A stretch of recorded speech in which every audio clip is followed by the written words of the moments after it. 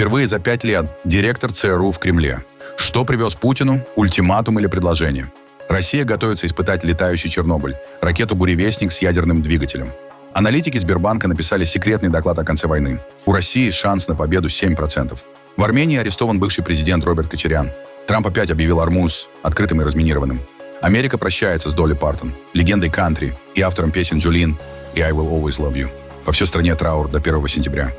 А теперь об этом подробно и по делу. Это один день. Подпишитесь, поставьте лайк этому видео и оставьте свой комментарий. Заранее спасибо. И начинаем.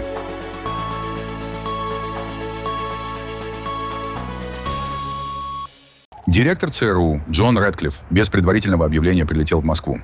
Это первый визит главы американской разведки в Россию почти за 5 лет. Военно-транспортный самолет Си-17 вылетел с базы Эндрюс под Вашингтоном, сделал остановку в Риге и утром приземлился во Внукове. После посадки в Москве заметили кортеж с американскими дипломатическими номерами. К вечеру самолет вылетел обратно в Ригу. Американские источники подтвердили, что Рэдклифф провел переговоры с российскими чиновниками, однако имена участников и повестку не раскрыли. ЦРУ и Белый дом визит не комментировали. Кремль утверждал, что ничего не знает о самолете и встречах. Перед поездкой Вашингтон уведомил Киев о прибытии в Москву высокопоставленной делегации и попросил временно прекратить удары по российской столице. По данным британских СМИ, ограничения распространялись также на Петербург и северные регионы России с 24 по 26 августа. Владимир Путин в день визита отменил заранее запланированное мероприятие, однако подтверждения его встречи с Рэдклиффом нет. По данным The Wall Street Journal, поездка могла быть связана с полученными американской разведкой данными о подготовке России мобилизации и возможных провокациях для проверки готовности НАТО к ответу. Бывшая замдиректора национальной разведки США Бет Саннер предположила, что Рэдклифф мог прилететь в Москву, чтобы лично предупредить Путина. Вашингтону известны планы Кремля. Американский журналист Майкл Вейс сообщает, что, по его сведениям, стороны обсуждали взаимное прекращение ударов России и Украины по энергетике и морским портам, а также ограничение боевых действий в Сумской и Харьковской областях, а, возможно, и более масштабную деэскалацию. Еще одной темой могла стать война США с Ираном, союзником России и угроза применения вторичных санкций из пакета D-Day, о которых накануне объявил министр финансов США Скотт Бессент. Версия об обмене заключенными также сохраняется. В августе Россия без встречного обмена освободила бывшего американского морского пехотинца Роберта Гилмана. Теперь речь может идти о Чарльзе Зиммермане, находящемся в российском заключении, но подтверждений его освобождения нет. ЦРУ ранее участвовала в переговорах по обменам, включая возвращение Эвана Гершковича, Пола Уиллана и Ксении Карелиной. Последний контакт высокого уровня между Вашингтоном и Москвой по Украине состоялся 22 января. Тогда спецпосланник президента США Стив Уитков и Джаред Кушнер встречались с Путиным.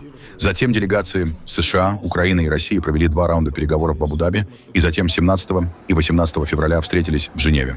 Переговоры остановились в связи с ультимативными требованиями Москвы передать ей неоккупированную часть Донбасса и категорический отказ Киева выводить оттуда войска. Во втором дне Женевской встречи Уитков и Кушнер уже не участвовали. Следующий раунд, намеченный на конец февраля, отменили накануне начала войны США и Израиля с Ираном. Таким образом, полноценные переговоры не возобновлялись более 6 месяцев, а администрация Трампа практически полностью переключилась на Ближний Восток. Вероятно, визит Рэдклиффа стал первой попыткой восстановить прямой контакт после почти полугодичной паузы. Ни о каких договоренностях стороны не сообщили. Президент Украины Владимир Зеленский сообщил о поступлении небольшой партии ракет для комплексов Patriot и ракет семейства AIM. Партнеры также подтвердили передачу нескольких французских комплексов «Кротал» с боеприпасами. Литва и Финляндия предоставили новые оборонные пакеты. А Норвегия планирует выделить Украине в 2027 году 85 миллиардов крон, около 9 миллиардов 200 миллионов долларов. И, откровенно говоря, этого я тоже не скажу. Мы получили еще несколько ракет для комплексов Patriot. Сколько именно? Не могу сказать, но несколько. Нам нужно больше. Нужно больше. Мы получили подтверждение о передаче нескольких зенитных ракетных комплексов «Кроталь» и ракет к ним, хотя не буду говорить, от какой страны. Мы также получили авиационные ракеты класса «Воздух». Это очень важные для нас ракеты. Мы используем их для перехвата вражеских ракет. На этом фоне Франция требует ограничить закупки иностранного оружия за счет европейского кредита Украине на 90 миллиардов евро. 60 миллиардов предназначены для военных расходов. По условиям программы, доля компонентов из стран за пределами Евросоюза и Европейской экономической зоны не должна превышать 35% стоимости изделия. Еврокомиссия уже разрешила исключение для китайских деталей, беспилотников и американских ракет Patriot. поскольку европейская промышленность не способна быстро предоставить аналоги. Париж предлагает сделать такие разрешения временными и постепенно перевести заказы европейским производителям. 9 стран Евросоюза, включая Германию, Польшу, государства Балтии и Скандинавии, требуют предоставить Киеву максимальную свободу закупок, исходя из потребностей фронта. Временем Украина стала одним из главных полигонов для военных технологий американской компании Palantir. Платформа Maven объединяет информацию со спутников, радаров, беспилотников и наземных датчиков, распознает объекты, оценивает угрозы и помогает подобрать средства поражения. Meta Constellation управляет доступом к коммерческим спутникам и формирует почти непрерывную картину поля боя. Украинские структуры используют программное обеспечение Palantir с 2022 года, а накопленные боевые данные применяются для обучения новых моделей искусственного интеллекта. Американские СМИ называют Украину площадкой для проверки таких алгоритмов в условиях реальной войны. Перед вами стандартный цифровой рабочий процесс. Я кратко объясню, как он устроен. Слева указаны различные категории выявленных целей. Каждый столбец соответствует отдельному этапу принятия решений. После принятия решения мы переходим к автоматическому формированию вариантов действий. Система учитывает множество факторов и определяет, какое средство лучше всего подходит для поражения конкретной цели. Выбрав один из предложенных вариантов, мы можем сразу перейти к поражению цели. Таким образом, в одной системе мы сначала выявляем цель, затем определяем оптимальный порядок действий и после этого непосредственно поражаем ее. Это революционная технология. Раньше для выполнения той же задачи требовалось 8 или 9 систем, а операторы буквально вручную переносили данные об обнаруженных объектах из одной системы в другую, чтобы добиться необходимого результата. Теперь весь контур поражения цели замыкается в одной системе. Бывший министр обороны Украины Михаил Федоров заявил, что страна постепенно и медленно проигрывает войну. В интервью информационному агентству Reuters он объяснил это отсутствием единой стратегии, медленным внедрением разработок и коррупцией. Переломить ситуацию, по его мнению, способны дроны с искусственным интеллектом, дешевые ракеты-перехватчики и украинские баллистические ракеты. Федоров оценил эффективность государства лишь в 5%. В офисе президента напомнили. Еще недавно на посту министра он оценивал положение значительно оптимистичнее. Думаю, сейчас наступил переломный момент, который определит нашу дальнейшую траекторию. Но похоже, что мы постепенно, медленно проигрываем. Наша задача, но у нас есть все шансы победить Россию. Победить значит выиграть войну. У нас еще есть несколько месяцев. Окно возможностей, чтобы ударами средней дальности ликвидировать логистическую блокаду, изолировать Крым и в целом подготовиться к следующему технологическому циклу. Я знаю, как работает система. И знаю, что мы способны на большее. Большинство решений, связанных с военными технологиями, мягко говоря, предлагала президенту именно наша команда. Мы с нуля создали армию дронов и реализовали многое другое. Поэтому могу уверенно сказать, мной движет исключительно совесть. Думаю, что любую политическую деятельность, в том числе мое возможное участие в политике, следует обсуждать только после начала демократического избирательного цикла, когда для всех кандидатов будут действовать равные правила. На выборах в парламент, местные советы или на пост президента. Только тогда я приму решение. У нас с владельцем SpaceX Илоном Маском сложилась определенная история отношений. Эти связи нельзя просто кому-то передать или переслать его номер телефона в Signal. Доверие выстраивается со временем. И я буду только рад, если другие проекты с Маском продолжат развиваться и без моего участия. Россия, вероятно, готовит новую серию испытаний крылатой ракеты «Буревестник» с ядерной силовой установкой. На аэродром Рогачева на Новой Земле переброшены 2 самолета телеметрии Ил-976, самолет радиолокационного наблюдения, А-50, транспортная авиация и вертолеты. В Баренцевом и Карском морях размещены корабли сопровождения, часть воздушного пространства закрыта. Аналитики допускают, что пока проводится репетиция, испытательный сезон продолжается с августа по октябрь. Буревестник, как предполагается, должен быть оснащен ядерной боеголовкой и благодаря реактору находиться в воздухе практически неограниченное время, обходя районы противовоздушной обороны. Из-за риска радиоактивного загрязнения ракету прозвали «летающим Чернобылем». Из 13 предварительных испытаний только 2 можно назвать частично успешными. В 2019 году авария под Нёноксой унесла жизни 5 специалистов Росатома и вызвала скачок радиационного фона. Однако в октябре 2025 года Россия сообщила о 15-часовом полете на 14 тысяч километров, а норвежская разведка подтвердила наблюдение за испытанием. Реальные боевые возможности ракеты по-прежнему не доказаны. 7%. Именно так в приписываемой Сбербанку аналитической записке оценили вероятность решающей военной победы России над Украиной. А наиболее вероятным исходом назвали не победу и даже не мир, а замораживание войны. Документ «Сценарий достижения мира в конфликте Россия-Украина» опубликовали хакеры Black Mirror. Он датирован апрелем 2026 года и якобы получен из переписки председателя правления Сбербанка Германа Грефа. Подлинность записки не подтверждена, ее авторы неизвестны. Банк утечку не комментировал. Более того, сервис Pangram определил 83% англоязычного текста как созданный искусственным интеллектом. Но приведенные в записке цифры показывают, как может выглядеть непубличная оценка положения России. За первый квартал дефицит бюджета достиг 4 триллионов 580 миллиардов рублей. При плане на весь год в 3 триллиона 800 миллиардов. Ключевая ставка в 15%, как сказано в документе, душит гражданскую экономику. Нефтегазовые доходы упали почти наполовину, а украинские удары вывели из строя от 10 до 15% нефтеперерабатывающих мощностей. Проблемы накапливаются и в армии. Россия потеряла до 35% компонентов систем противовоздушной обороны. Комплексы С-300 и С-400 уничтожаются быстрее, чем производятся новые. На оборонных заводах не хватает от 80 до 400 тысяч работников. Сокращается выпуск боеприпасов, не хватает микроэлектроники и двигателей. Российские потери оцениваются в 20-25 тысяч человек ежемесячно. 9 из 10 новых контрактников идут не в новые подразделения, а на замену выбывшим. Для решающего наступления потребуется мобилизовать еще от 300 до 500 тысяч человек, резко увеличить применение авиации, восстановить тыловую ПВО и создать автономные рои из тысяч беспилотников.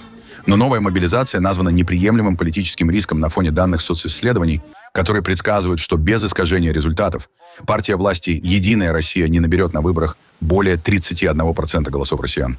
Поэтому вероятность военной победы России авторы доклада оценили только в 7%.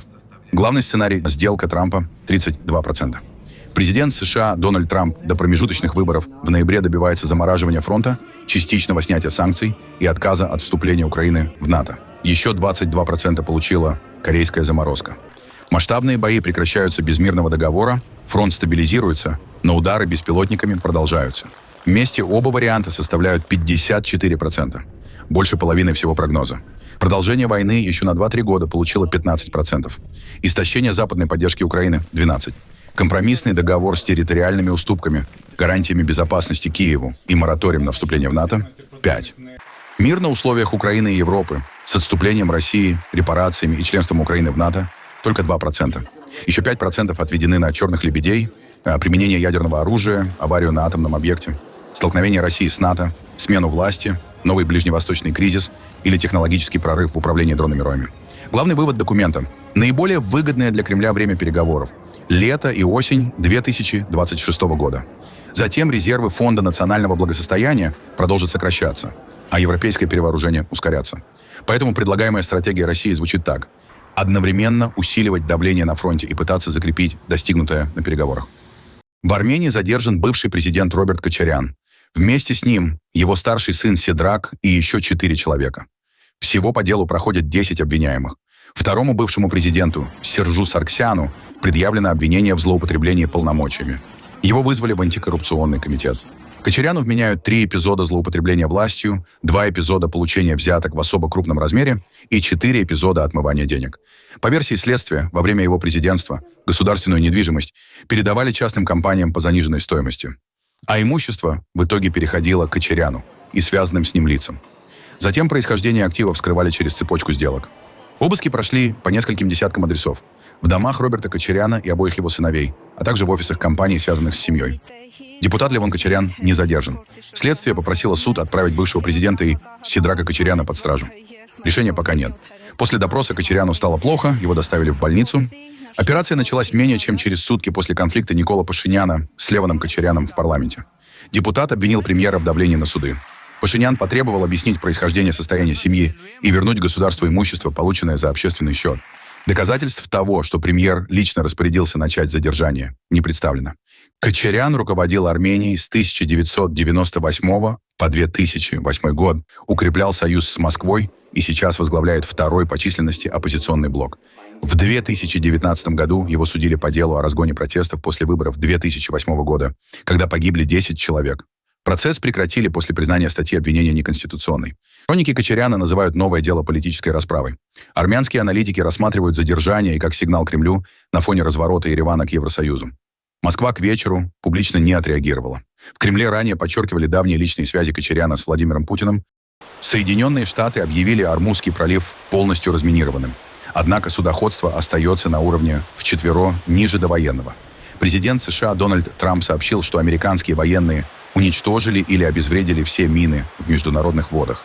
Военно-морские силы США только что сообщили мне, что все мины в международных водах Ормузского пролива обезврежены или уничтожены.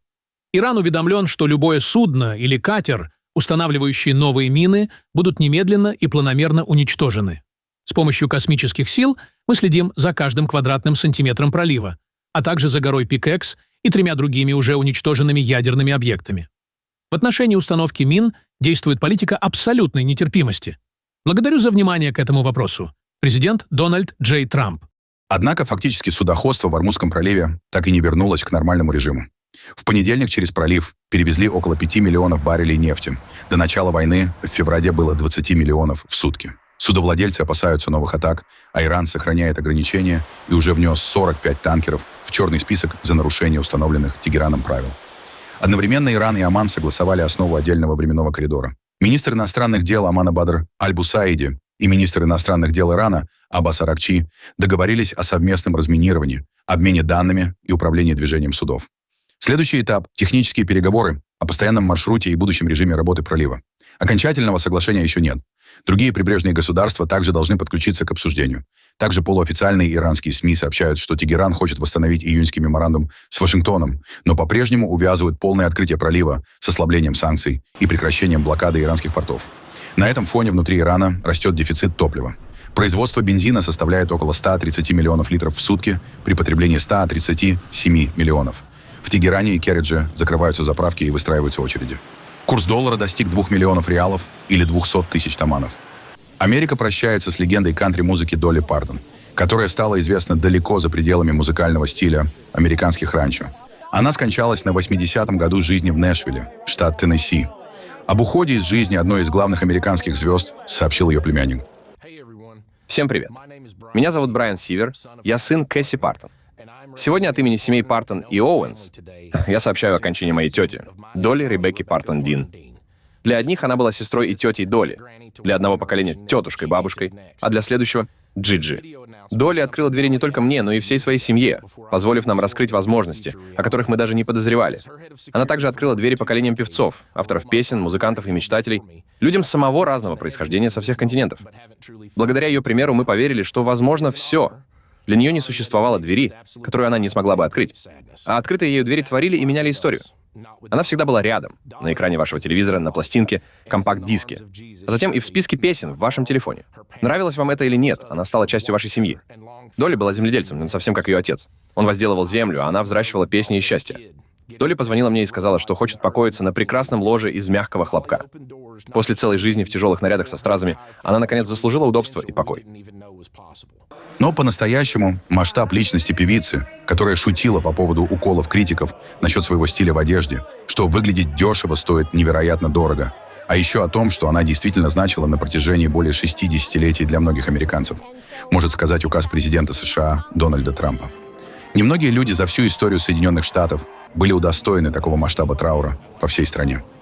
В знак уважения к памяти Долли Партон настоящим распоряжаюсь, в соответствии с полномочиями, предоставленными мне Конституцией и законами Соединенных Штатов Америки, приспустить государственные флаги США над Белым домом, всеми государственными зданиями и территориями, военными объектами и военно-морскими базами, а также на всех кораблях федерального правительства в округе Колумбия по всей территории Соединенных Штатов, включая их территории и владения, до захода солнца 1 сентября 2026 года.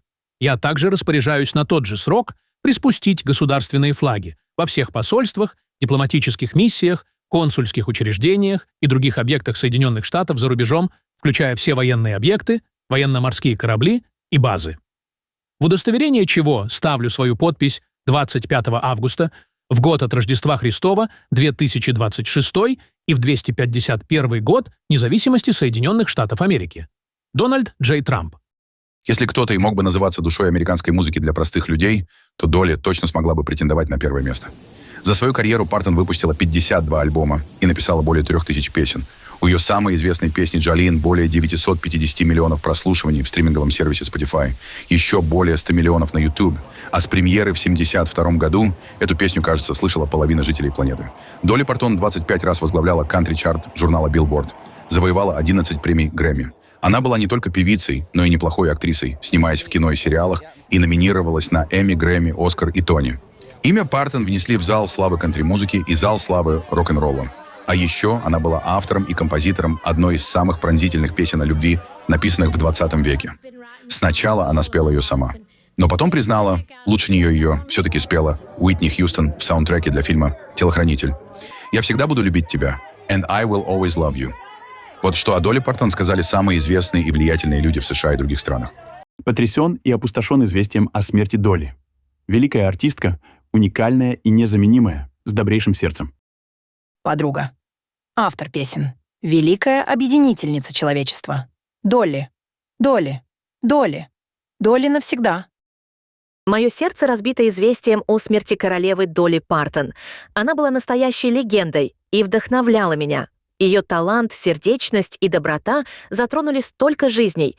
Она действительно оставила этот мир лучше, чем он был до нее. Посылаю всю свою любовь ее семье, друзьям и всем, кто ее любил. Покойся с миром, Долли.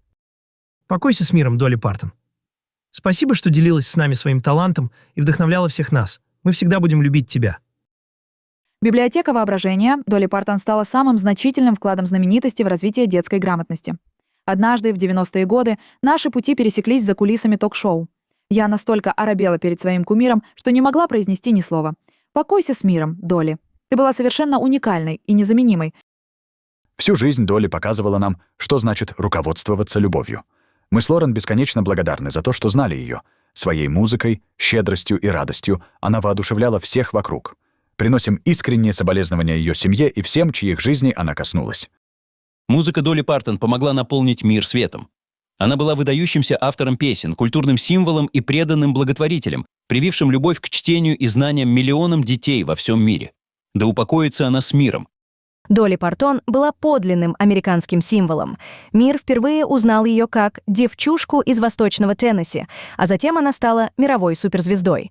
Среди ее профессиональных наград 11 премий Грэмми, премия Эмми, почетный Оскар и, что особенно дорого мне, более 300 миллионов книг, переданных миллионам детей во всем мире в рамках ее программы «Библиотека воображения».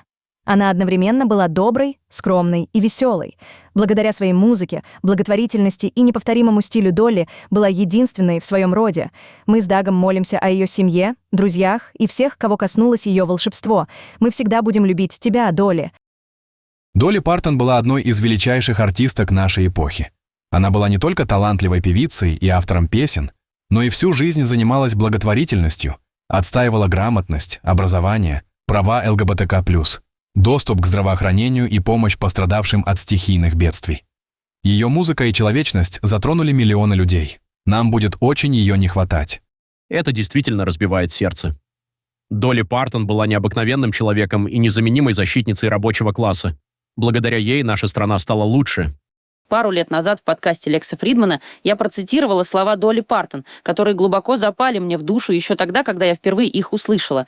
«Я не критикую и не осуждаю. Я люблю и принимаю». Эта цитата, как и многое из того, что сделала Долли Партон американским символом, была обманчиво простой, незамысловатой на первый взгляд, но глубокой и невероятно трогательной по своей сути. «Прощай, яркий свет». Непревзойденная певица, удивительный автор песен, талантливая комедийная актриса, неутомимая благотворительница, успешная предпринимательница и совершенно уникальный человек.